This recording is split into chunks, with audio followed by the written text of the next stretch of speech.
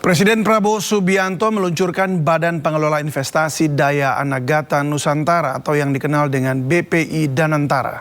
Presiden ke-6 Republik Indonesia Susilo Bambang Yudhoyono atau SBY dan Presiden ke-7 Republik Indonesia Joko Widodo turut hadir dalam acara ini.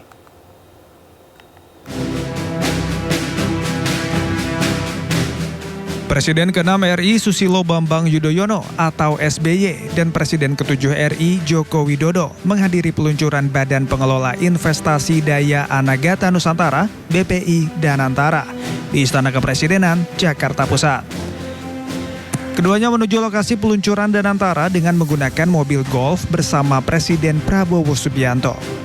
Setelah tiba di bagian tengah istana, SBY dan Jokowi turun dan disambut oleh Wakil Presiden Gibran Rakabuming Raka. Gibran berdiri bersama Wakil Presiden ke-10 dan ke-12 Yusuf Kala, Wapres ke-11 Budiono, dan Wapres ke-13 Ma'ruf Amin. Mereka pun langsung menyalami Prabowo, Jokowi, dan SBY.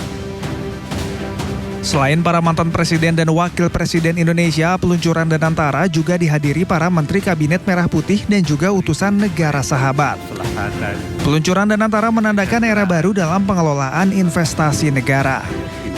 Danantara juga merupakan komitmen pemerintah dalam mewujudkan Astacita, yakni visi besar untuk membawa perekonomian Indonesia ke level yang lebih tinggi melalui investasi berkelanjutan dan inklusif.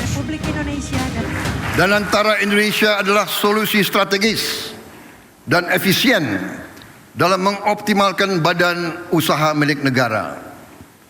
Kita tidak hanya akan menginvestasikan dividen BUMN ke industri-industri yang mendorong pertumbuhan jangka panjang, tapi juga akan mentransformasi BUMN kita menjadi pemimpin kelas dunia di sektor masing-masing.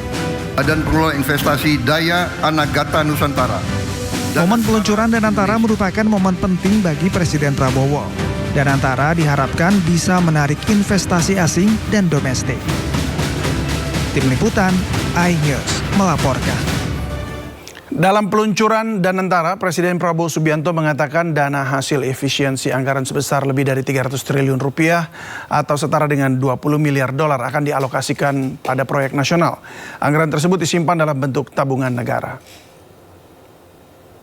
Ekonomi global yang semakin Presiden kompleks, menyebut 300 triliun rupiah anggaran hasil efisiensi akan digunakan untuk pengembangan 20 proyek nasional, khususnya proyek industrialisasi dan hilirisasi. Proyek-proyek tersebut diharapkan berdampak tinggi dalam mendukung kemakmuran bangsa. Presiden bertekad Indonesia tidak lagi akan menjual sumber daya alam dengan murah dan tidak akan lagi menjadi sumber bahan mentah bagi bangsa lain.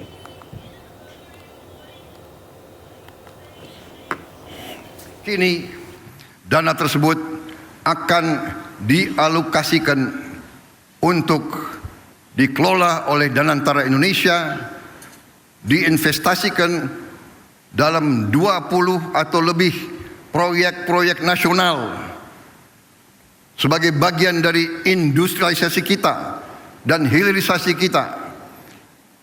Proyek-proyek yang berdampak tinggi yang akan menciptakan nilai tambah yang signifikan untuk bangsa kita, menciptakan manfaat nyata, lapangan kerja yang bermutu, dan kemakmuran yang berjangka panjang bagi masyarakat Indonesia.